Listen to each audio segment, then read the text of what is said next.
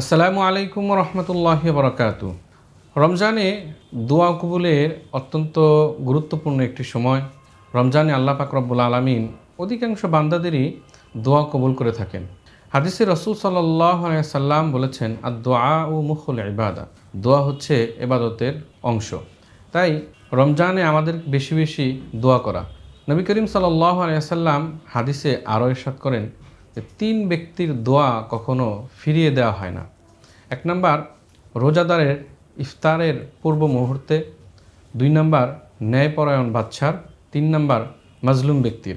তাই যেহেতু রোজাদারের জন্য বিশেষ একটি সুযোগ রয়েছে রমজানে দোয়া কবুলের, আমি আমার জীবনের যে চাওয়া পাওয়া আছে, আমার মনের যত কামনা বাসনা আছে, সমস্ত কিছু আমি আল্লাহ পাক রব্বুল আলামিনের কাছে সুপর্দ করে দিয়ে আমার যা চাওয়া আছে, যা নেওয়া আছে, আল্লাহ পাক রব্বুল আলামিনের কাছ থেকে আমি নিয়ে নিব। এবং রমজানে আমি বেশি বেশি দোয়া করব, বিশেষ করে আমার মা বাবা, আত্মীয় স্বজন, যাদের প্রতিবেশী অনেকেই কবরে আছে, তাদের জন্য আমরা ক্ষমার দোয়া করব যে আল্লাহ পাক যেন তাদেরকে মাফ করে দেন। এবং আমরা যারা জীবিত আছি আমাদের জন্য দোয়া করব, যেহেতু রমজানে আল্লাহ পাক রব্বুল আলামিন বলেছেন যে রোজাদার ব্যক্তির দোয়া কবুল হয়। অতএব আমরা এই সুবর্ণ সুযোগকে আমরা কেউ হাতছাড়া করব না। সবসময় আল্লাহ পাক রব্বুল আলামিনের কাছে দোয়া করব।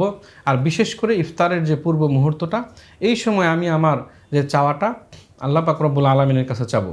দোয়া হচ্ছে আল্লাহ পাক রব্বুল আলামিনের কাছে এমনভাবে কাকুতি মিনতি করে আমি আমার যেটা চাওয়ার এবং যেটা পাওয়ার এমনভাবে চাবো।